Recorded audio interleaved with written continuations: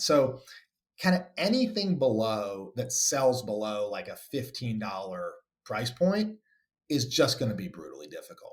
Even if your gross margins are good, you've got some fixed costs in ecom that you can't hide from. The biggest one is the cost of shipping, right? I just physically can't mail you anything. Even the smallest, lightest thing in a first class mail padded envelope is like $3.50, right? So if your thing costs $9, you just spent 35% of revenue on shipping, right? Just to get it. And we live in this world where free shipping is expected, right? You're not going to get the customer to pay for that. Welcome back, everybody, to another episode of Acquisitions Anonymous. I'm Mills Snell, one of your co-hosts. I'm joined today by Bill D'Alessandro and Michael Girdley. We have an awesome episode today. I have been personally requesting this one for a long time. We turned the tables and we put Bill D'Alessandro, who is the co-founder of Elements Brands, an e-commerce empire that he owns, into the hot seat, and we just pepper him with questions about running an e-commerce business, running e-commerce brands, from a day-to-day operations standpoint. How does it work? What breaks? What goes well? And how to handle day-to-day operations. We talk about a myriad of different topics. We talk about customer acquisition strategies, unique distribution models versus the more commoditized one. We talk a lot about 3PL, third-party logistics versus in-house fulfillment. Bill has some really good insights there because he's done both firsthand, and he's got some really great points there. But then we also talk about product type, what works, what doesn't work, where are the sweet spots in terms of average order value, what are favorable characteristics and attributes of products that work. If you're interested in e-commerce or you've been curious about it in the past, I think that you're really going to find this episode interesting and insightful because Bill is just a treasure trove of information. So hope you enjoy this episode and stay tuned after a quick word from our sponsors. Hey, Michael here. Want to talk to you about today's sponsor for the episode, which is cloudbookkeeping.com. So Cloud Bookkeeping is actually run by my neighbor, Charlie. So I've met him in person and can attest that he's a real human being and a good person. And what Cloud Bookkeeping does is offer a full suite of bookkeeping services, all in the cloud. For you around QuickBooks and other technologies that you're using as a small business owner. So if you're interested in getting the bookkeeping part of running a business off of your plate and focusing on running your business, Charlie and his team are one to call. They can put together a bunch of other stuff in terms of helping you manage and grow your business besides just bookkeeping, sophisticated reporting, definitely helping you get your QuickBooks online set up in the right way, and a number of things around payroll as well. So definitely know them and recommend them. If you want to find out more about Cloud Bookkeeping, you can go to their website at cloudbookkeeping.com. Reach out to Charlie. I know many of you have, and see if he can help you make your running your business easier and more fun by letting them help with a lot of the bookkeeping solutions. So, and when you call, mention this podcast. It would help us and help Charlie know that we're supporting him as well. So thanks a bunch, and cloudbookkeeping.com as the sponsor for today's episode. Welcome back to another episode of Acquisition Anonymous. Bill D'Alessandro, our co-host, is in the hot seat today. Bill, are you ready for this? I'm ready for this. The tables have been turned. I'm getting interviewed today. We have poked around the fringes of what we like and don't like about e-commerce, and Bill is the resident expert and then some. And so what we wanted to do was put Bill in the hot seat today and talk about e-commerce operations. We'll do a separate episode about the state of e-commerce and what is going on more broadly there with the Thrazios and the FBA roll-ups and whatnot. But today we're just going to talk about how to operate an e-commerce business. And I say this a lot, but I believe it wholeheartedly when it comes to Bill. Bill, I know that you have forgotten more about running an e-commerce business than I'll ever know and than most people ever know. And so I just want to we just want to pepper you with questions today about the day-to-day ops of running e-com and buckle up. Sure. Sounds fun. Would it be helpful if you're new to the podcast or don't know me? Should I give a little bit of a background of how I got here? Yes. Yeah. I love it.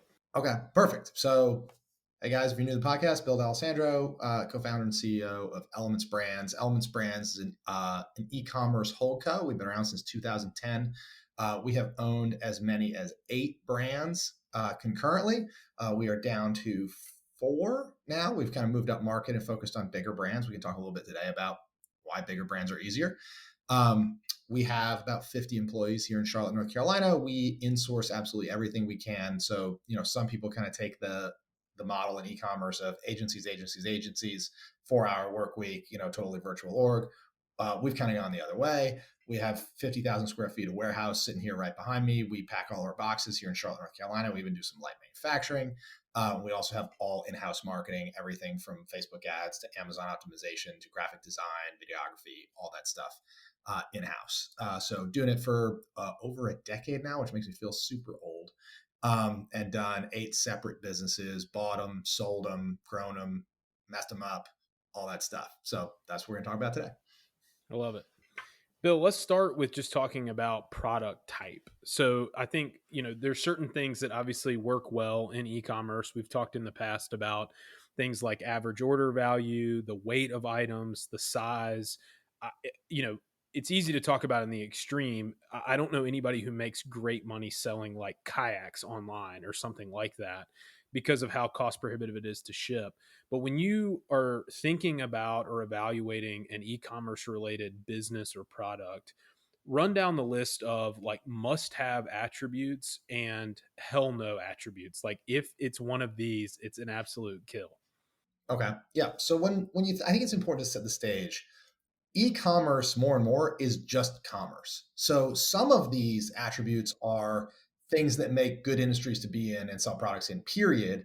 And then some of them are unique to e-commerce. So when you're looking at acquiring or starting an e-commerce business, you got to kind of put the hybrid of the two together and make sure you're in a broadly good category, but then also a category that is e-commerce compatible is the word we use here at Elements Brands. So I'll start kind of on what makes a good consumer product generally, and then drill down to a subset of those that work really well for ecom. So generally, like I'll just start at the very top end. You want to be selling your own branded product rather than reselling other people's products, because generally that leads to my iron rule of ecom, which is that your gross margins have got to be better than 70%.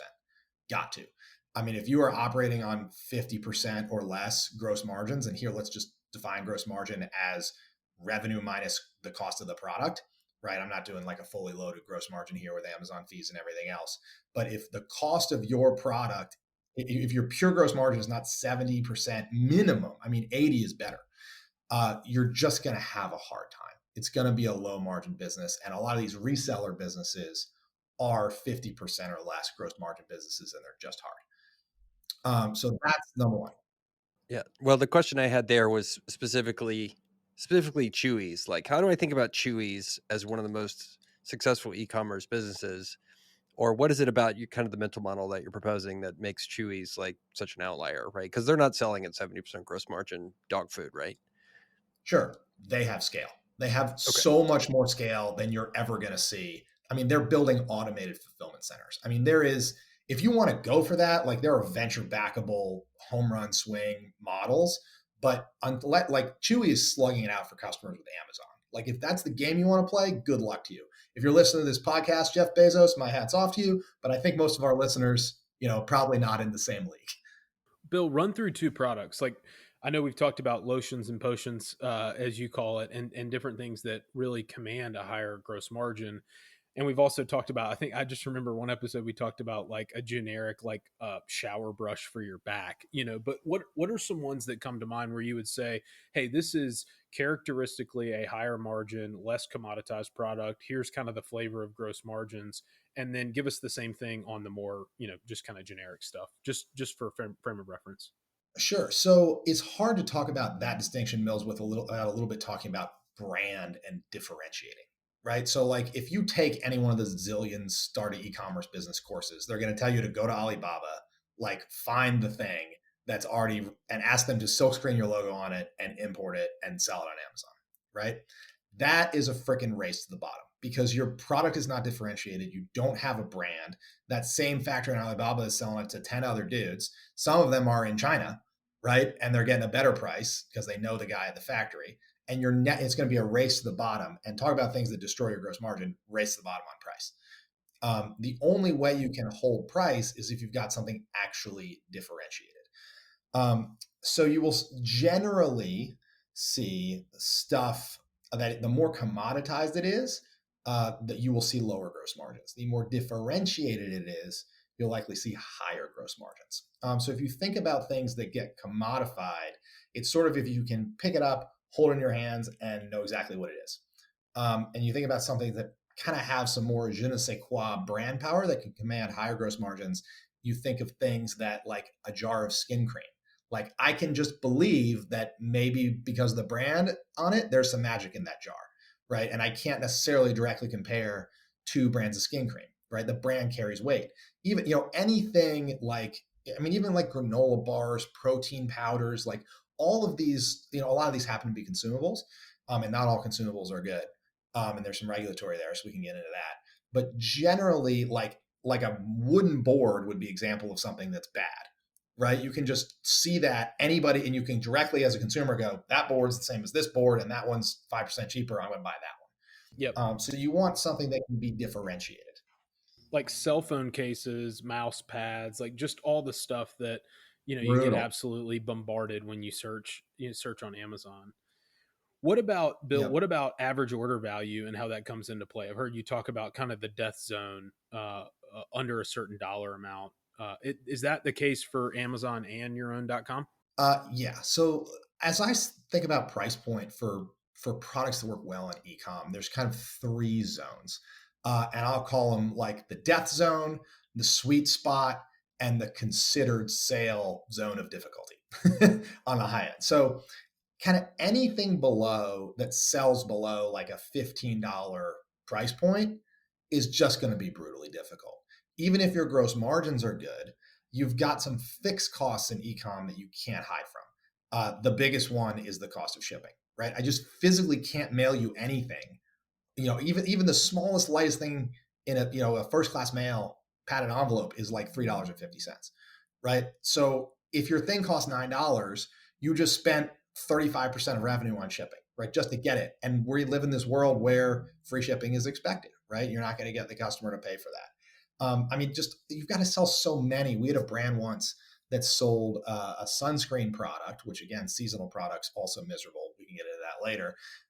But it was a retail product. We had to sell it for $4.99, which means like how many widgets you got to sell at $4.99 to like pay for somebody's salary? So you're just not getting that much money from each customer. So you need so many more customers. So everything, your scale has to be bigger. And if something goes wrong in 0.1% of your orders, more things are going to go wrong if you have more orders, right?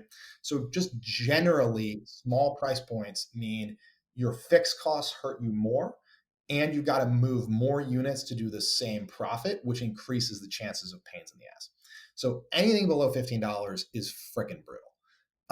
I like it better in the 25, 35, 45, 55, like in that range is really good, because you can start making more real dollars per transaction, right? So even if your gross margins are good, you got to think about how many dollars did I make on this transaction, which drives the need for fewer customers to have meaningful EBITDA.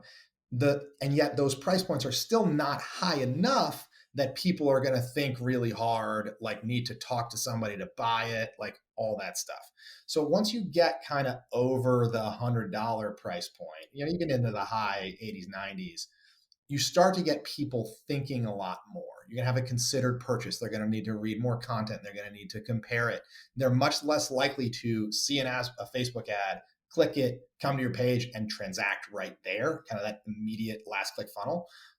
Which if you can get a product that converts like that, see ad, click buy, those are the things that can really scale and quickly. Otherwise, you're in this, I had to pay ads to get people to watch this video, and then I had to retarget them. It's a longer funnel. Now, there are great businesses. I know a guy that does huge dollars selling decks, like to attach to the back of your house, like wood and screws and like custom config and all that stuff online. But like that is a different business.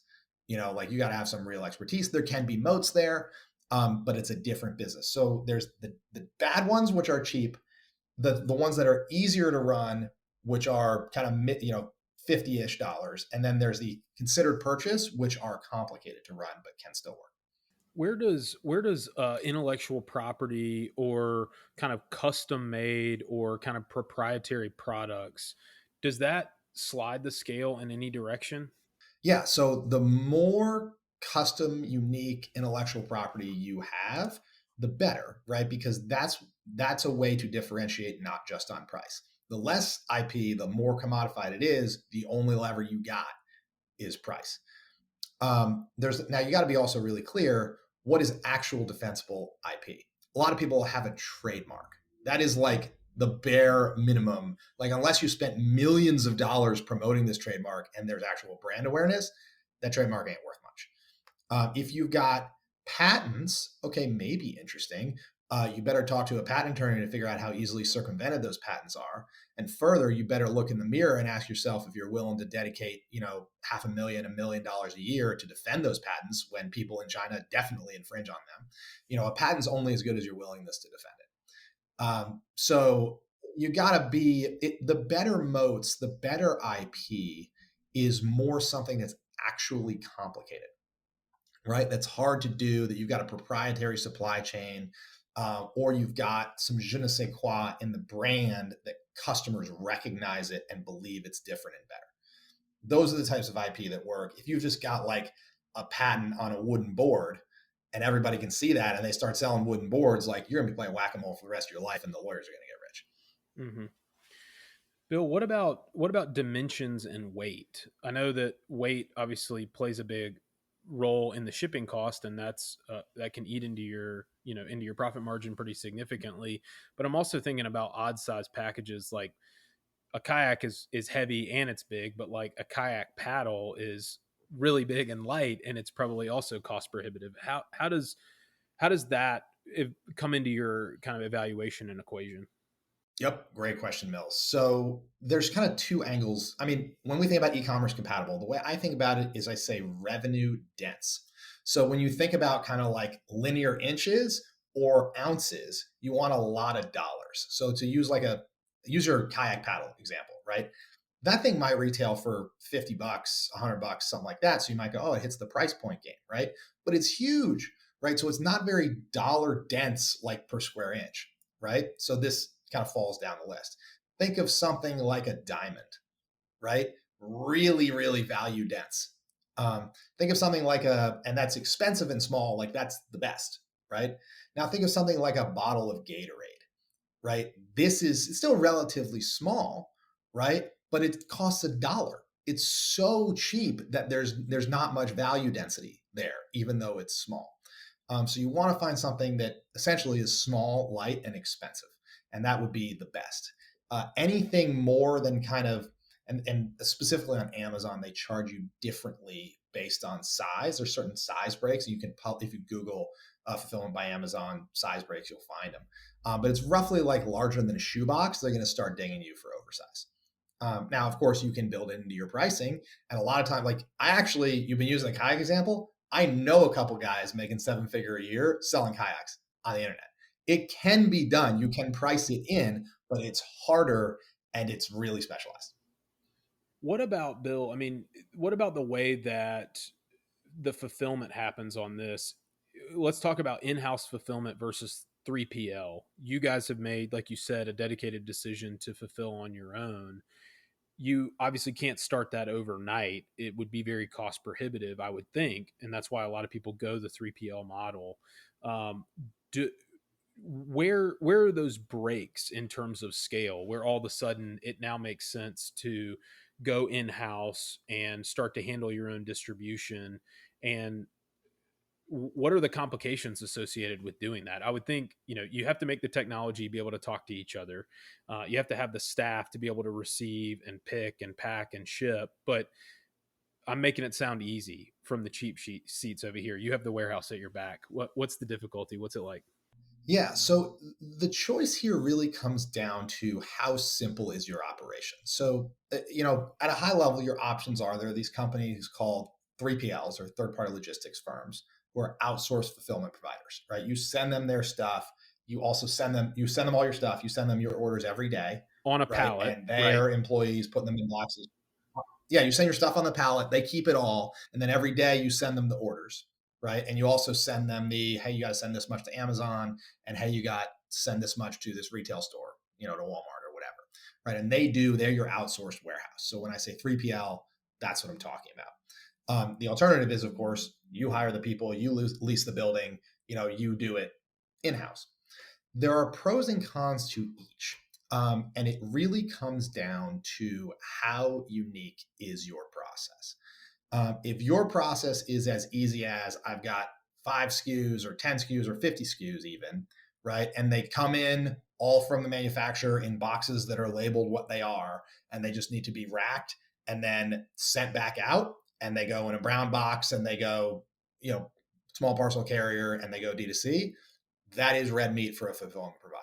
They make money on volume, like easy stuff, simple. Take it off the rack, put it in a box, hand it to FedEx. If that's your supply chain, you're probably a good fit for 3PL, and you can avoid all of the employees, the lease, the all that. However, if you've got to buy 10 things from manufacturer A, 10 things from manufacturer B, get them in, polish the thing from manufacturer A, and then screw it into the thing from manufacturer B, your 3PL is not going to want to do that, right? So now you're kind of staring down the barrel of, well, do I have my own facility where I polish the thing from A and screw it into B, and then I send it to the 3PL?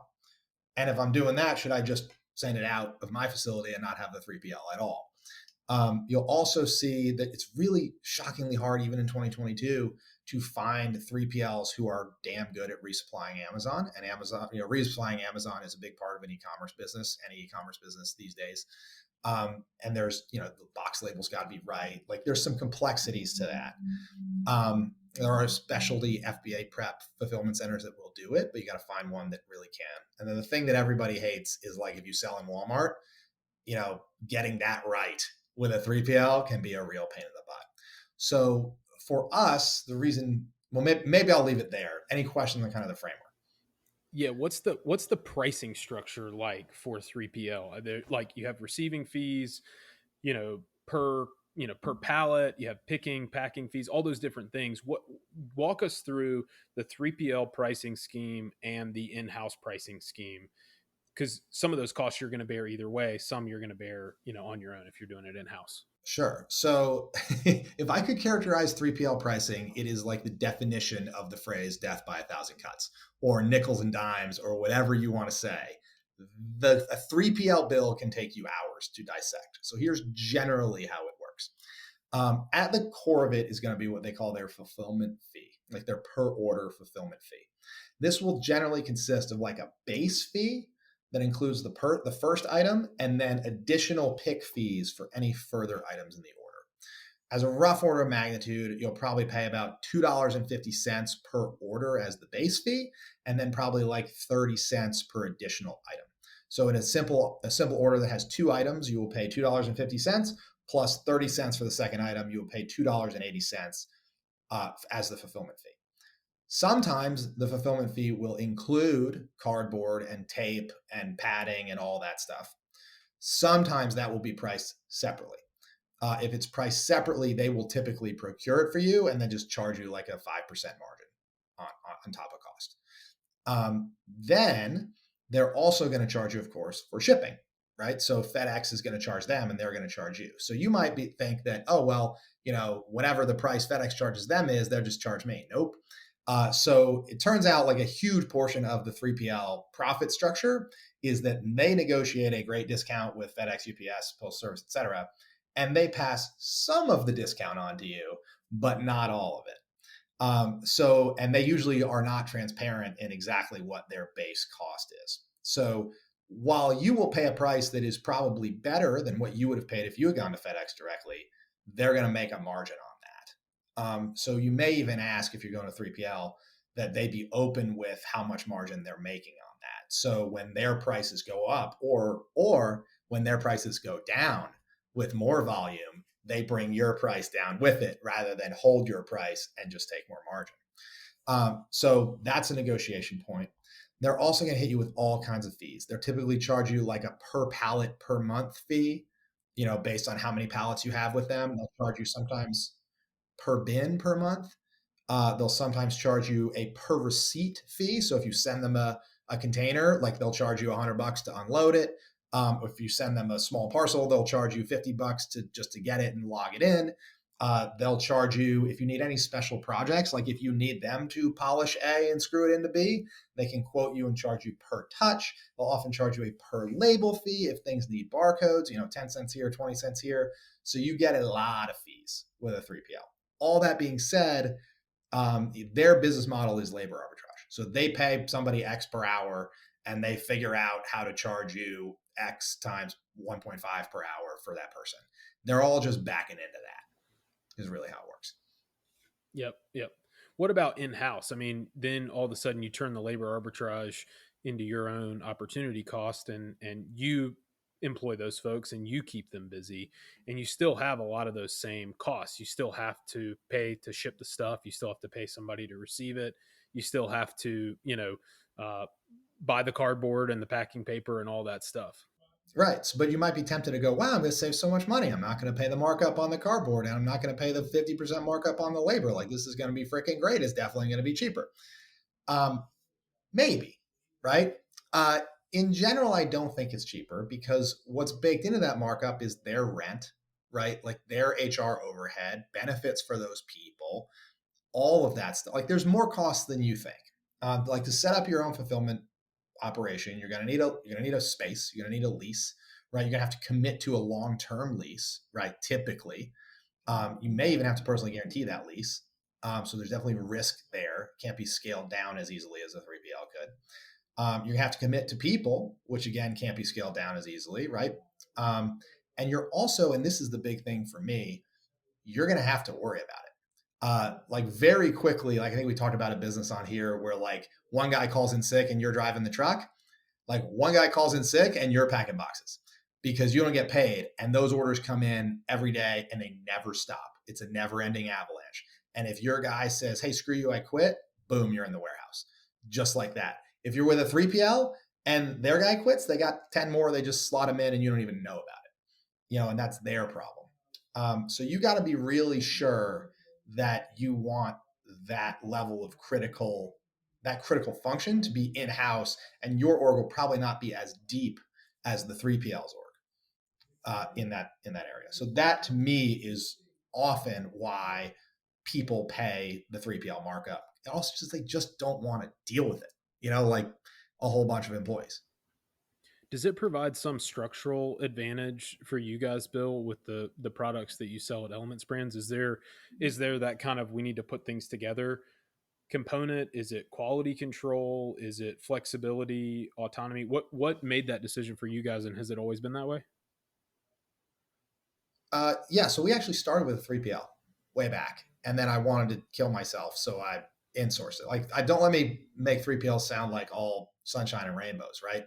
So a couple of the reasons we went away from a 3PL is we had to do some light kitting and manufacturing. Like, stuff would come in giant jugs and we had to fill it into 8-ounce bottles, as an example, right?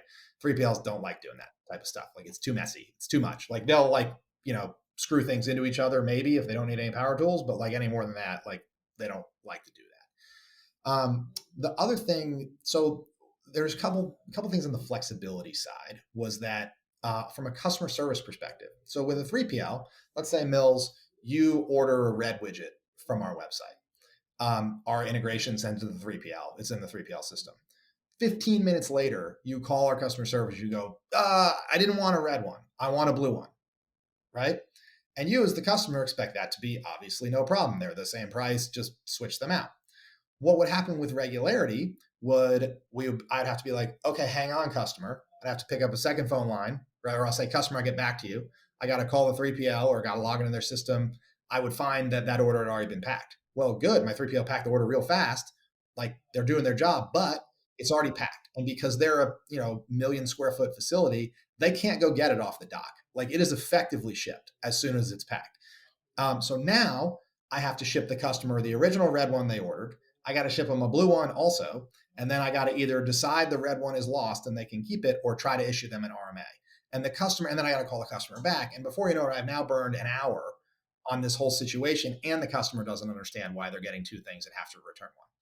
right? So there's a cost to that, right? The overhead of just the game of literal telephone, because these 3PLs operate at scale, right?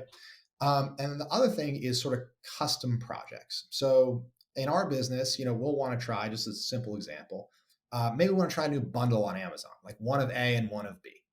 And for Amazon, they got to be physically attached to each other. So like essentially in a bag, right, before you send them. With our warehouse, I just go, hey, like make 10 of them and we'll send them in. And they go out same day. It's very easy. It's like not complicated to tell an employee, make 10 of these bags and send them to Amazon. But if you have a 3PL, you have to call your account manager and then you say, hey, account manager, we would like to make a bundle of A and B. We want to do 10 of them. Can you do that for us? And they'll go, I don't know. They'll have to price it. A week later, they'll come back. And after running a cost study, they'll tell you, okay, that will be, $7 each. And then you'll go, great, I want to do 10 of them. And they'll go, well, we can't do less than 100. And then you're like, oh, okay. So you do 100, you spend $700 of labor, and then it turns out it doesn't work. And now you got 90 of them that didn't sell at Amazon, right? Just everything becomes production with them because it's got to be quoted, it's got to be spec'd, and it's got to be run, right? So the speed and flexibility with your in-house team, you just will never get with a 3PL, which brings me back to, if your operation is simple, scalable, and you know how it works, 3PLs are awesome. What about geography? And you also never want to deviate from that either. What about geography and where that comes into play? Like if you start sending tons of stuff to California, all of a sudden the kind of relative strength of your distribution in-house, it gets diluted, right? Versus if you could ship a whole pallet or 10 pallets to California and use a 3PL provider there. How does geography come into play? Great point. So this is actually, so we're located in Charlotte, North Carolina, and this is a part that kills us, right? Because we do 30% of our business to California. So we're shipping a ton of individual packages across country, which is expensive, but worse, it takes a while, right? So the customer, we're competing with Amazon Prime 2-day delivery. So if you live in California, you're going, why would I buy from your D2C website? It's going to take 6 days to get here. It'll be here tomorrow if I buy it on Amazon, right? So it can be very hard running your own fulfillment to compete with both Amazon and also customer expectations, right? Which can decrease your conversion rate on your website when people see a 5 to 7 day quote on free shipping, et cetera. So we are actually exploring, do we open a contract with a 3PL in Nevada to take like 80% of our, the 80-20 rule, like the 20% of SKUs that are 80% of our revenue, co-locate them out there in Nevada and try to ship California from that one if we can. And then if it's an order that we don't have one, fall it back to Charlotte, right? So you can start to do that we have a little bit of scale, because as you mentioned, it's a hell of a lot cheaper to send, one truck to Nevada and then parcel it out rather than send all of those little widgets individually in a flock via FedEx. The last thing I'll say, I meant Nevada very specifically. Yes. Yeah. Do not use a 3PL in California. Do not touch frickin' California with any of your inventory, or you will get sucked into their regulatory morass of everything you don't want. This is Nexus. So there's just Nexus driven for sales tax. Nexus driven, employee driven. I mean, like they've got a tax like your 3PL. If the truck idles at the dock for too long, there's a fee that they've got to, unbelievable bureaucracy. Don't go anywhere near California. There's an entire industry of 3PLs that basically sit in Las Vegas and Reno and all these places in Nevada, which is business friendly, and they can ship next day into California, no problem. Mm-hmm. So I have seen so many people like sign up with 3PLs in California that otherwise have no California presence, and it's just like the biggest own goal of all time. Don't do it. That's amazing. That's good intel. Yeah, it seems like you have, Bill, like there's options where, you can rely upon Amazon's customer acquisition model. You can try to do Amazon and other platforms as your way. Or you can do the third thing, which is, okay, I'm going to have my own Shopify store and I'm going to try to own my customer relationship. So maybe there's more than that, but those are kind of the three I see. How do you think about it, and what are the trade-offs between those? Yeah, so this is when I think about the art, science, difficulty of e-commerce, it's basically this: where your customers come from, how do you attract them, how much does it cost you, and how much can you make from each one? So your traditional e-commerce, your classic, let's say, direct consumer e-commerce business has yourbrand.com, right? And you try to track customers come to your website. You'll probably run it on a piece of software called Shopify, which is kind of the gold standard. There's others, Magento, BigCommerce, many more. But you'll run your own website, right? And people will check out on it. Everybody's familiar with this concept. Or a rise in the last 5 to 8 years is the Amazon FBA, fulfillment by Amazon model, where Amazon will do all the fulfillment for you, and you're basically just trying to outrank people on the Amazon search results page for yoga mats is always the example I use, right? And Bill's yoga mat's going to be right next to Mill's yoga mat, which is going to be right next to Michael's yoga mat, et cetera. And they're probably we probably all found them on Alibaba, and they're all the same yoga mat with a different silkscreen logo on it.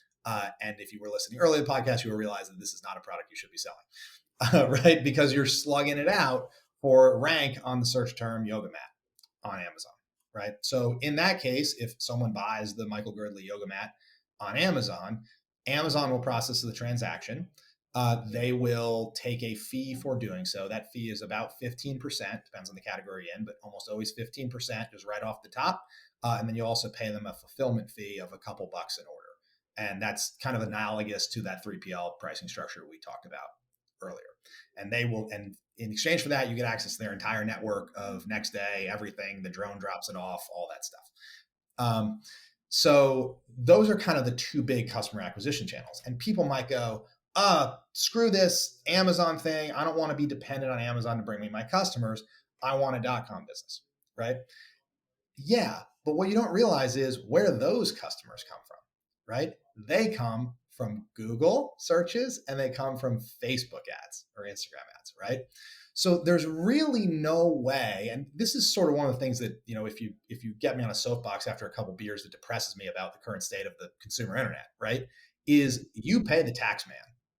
The platforms own the customers, right? Be it Google and Facebook, who are essentially your drug dealers for D2C sites, or Amazon, who's your drug dealer for an Amazon FBA business. And most good e-commerce businesses will do both channels, right? So as an e-com business, you are extremely platform dependent on Facebook, Google, and Amazon for your customers.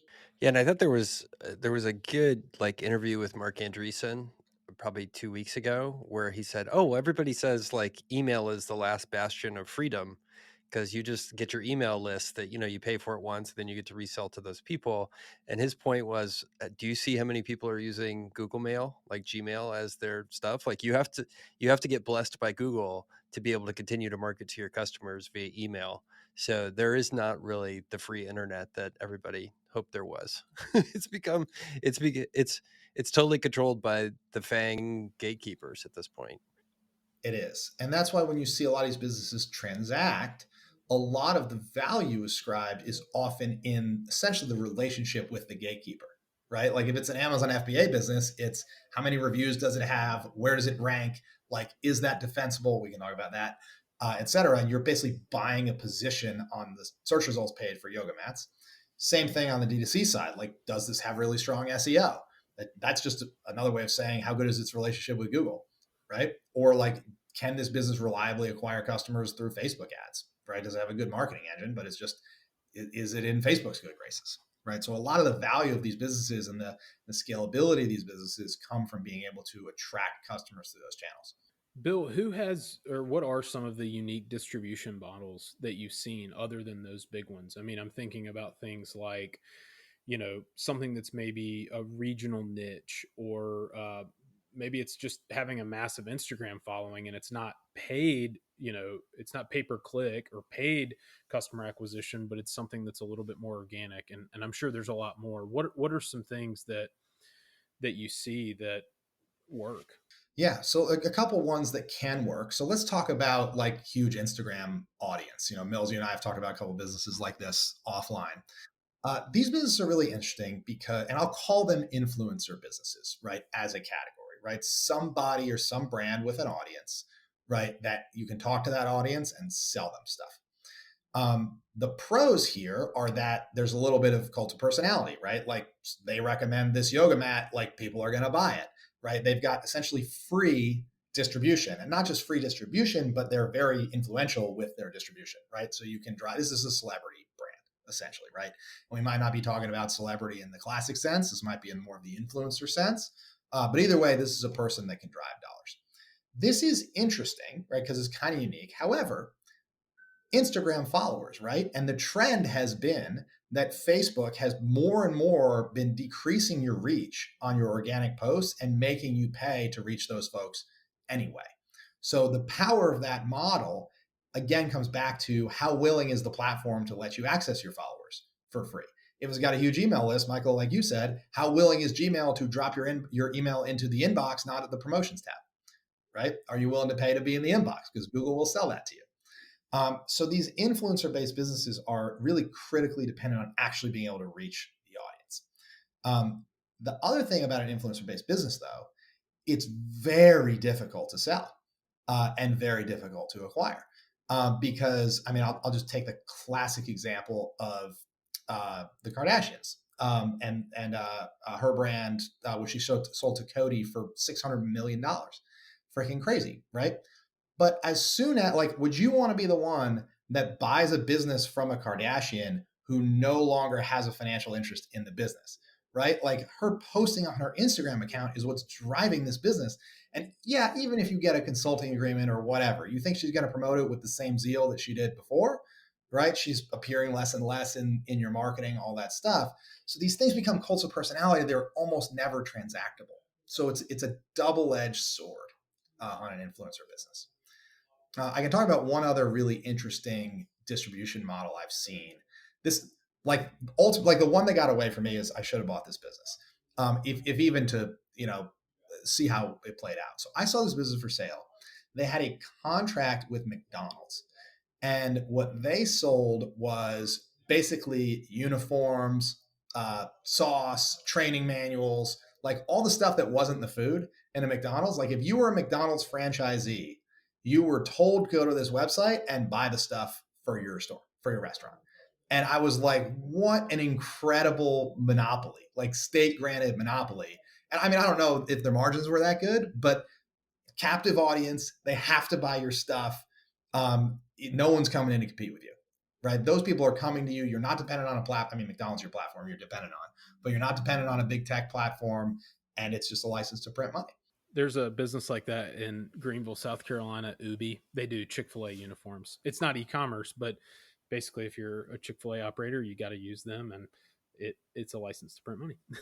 Interesting. Yep. I've seen others that do like distribution. They're regional in this case. Like, so instead of shipping it via FedEx, like, they're running trucks for like equipment for firehouses in like a three state area.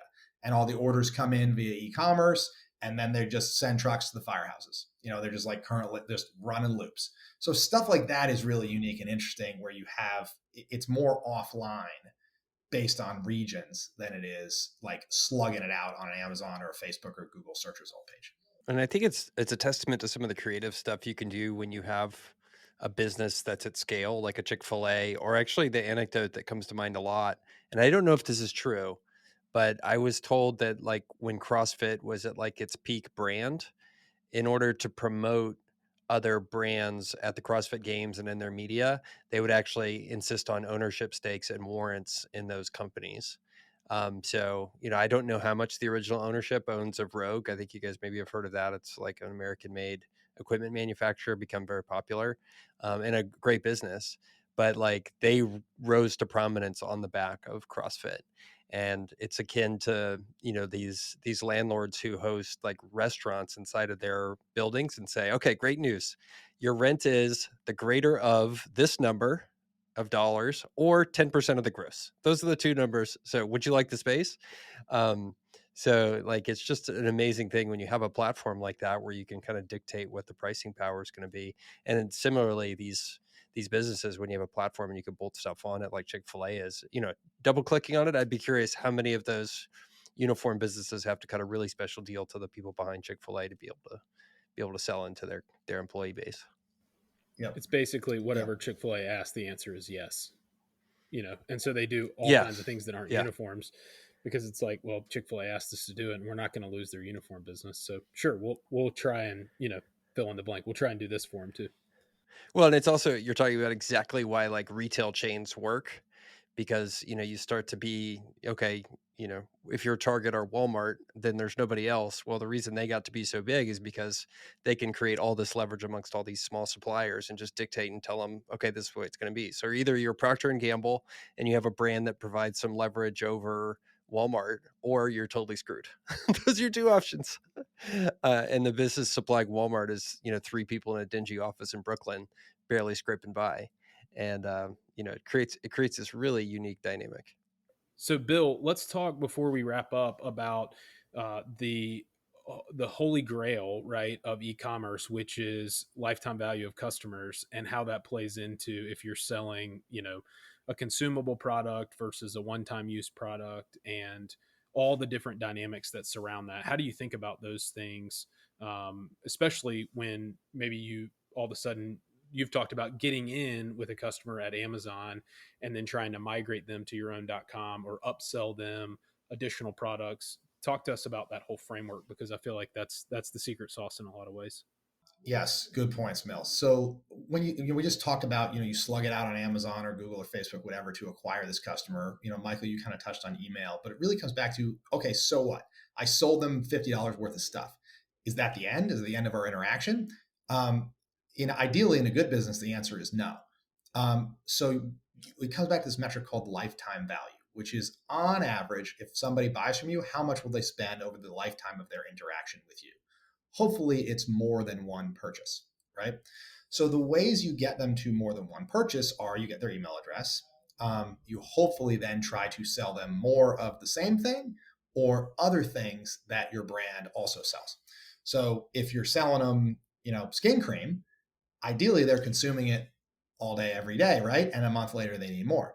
If you're selling them fireworks, the repeat purchase is a little longer, right? They need it in July, on July 4th, and then maybe you can convince them they need it for Memorial Day, but probably you're going to have to wait a whole year to get them back, right? So Shots that fired. repeat window of a year, yeah, shots fired. Michael's wearing his Alamo fireworks hat today for our podcast. 4th of July, man, got to react. Got to rep. So, a fireworks business, right? It's harder to get a handle on lifetime value. Like, let's say someone goes into a fireworks store and spends $100. It's probably a lot higher than that, but let's just go with $100, right? I could, if I spent $80 to acquire that customer and I had $20 of COGS, I effectively broke even on the first sale. But if they come back every 4th of July, I don't have to spend that $80 in marketing, in theory, right, to get them to come back. So I'm profitable on order 2, 3, 4, 5, et cetera. But in the case of fireworks, I got to wait a whole year to get my investment back, right? So that can be pretty hard. So when you're looking at kind of lifetime value, it's not just the gross dollar value. You got to look at how fast those dollars come back. So Taylor Holiday from Common Thread Collective, he said he looks at 90-day LTV, 90-day customer value. So how much will they spend in the first 90 days with me? Right. So if it's skincare and they go through it in a month, they'll probably order 3 times.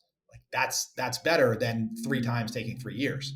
And this was a business that we got hurt in. We owned a laundry detergent business. And we've since sold it. But one of the things that was tough is people did come back, but it took them 9 to 12 months because the bag was too big. Right. But if we made the bag smaller, we compressed our price point down towards the zone of death. So it was like a catch-22. You didn't want to go too small in the bag because the customers wouldn't pay a huge price for a small bag. But if to make the bag big enough that your price point was high enough out of the zone of death, it took too long to consume it. So that's an example of something that you kind of got pinched between these competing forces when you think about lifetime value. And the last thing I'll say about lifetime value is when you look at, if you're diligencing an e-commerce business, and you could almost look at only one thing. I think, Michael, you had a great tweet thread about this. Like if you could only know one metric about a business and you wanted to know if it was a good business, there were some votes for the CAC to LTV ratio, the customer acquisition cost to lifetime value ratio. So if it costs me $50 to acquire a customer and they spend $500 with me over their lifetime, that's 10 to 1. And that would be really good. The last thing I'll say about CAC to LTV is everybody quotes it in terms of revenue, but it's supremely stupid because you can't put revenue in your bank. You need to think about CAC to LTV on a contribution margin basis, how much you actually keep. Because if your margins are terrible and you go, I got a $50 CAC and a $500 LTV, but you've got a 20% gross margin, you just lost your ass. You didn't make any money at all, even though you had a lot of revenue flowing through the business. So contribution margin CAC to LTV is like one of the god metrics for e-commerce. That's awesome, Bill. That's really good. I have a dozen more questions, so we'll do round 2 and continue to nerd out on this stuff with you. Any closing thoughts on e-commerce ops for people who are listening to this episode with eager ears and say, "Wow, Bill, you make it sound so easy." Yep. I mean, e-commerce is a great business because as I've been on this podcast, I don't know how many dozens of orders, hundreds of orders we got, right? Like the money just comes in and it feels automatic. But the flip side of that is you got to learn how to surf the platforms, and then you got to handle how do I actually get the people their stuff. And that's kind of the balancing act of an e-commerce business. That's awesome. Well, that's a good one. Thanks, Bill, for letting us drill you with questions today and being in the hot seat. Everybody tune in next time for another episode of Acquisitions Anonymous.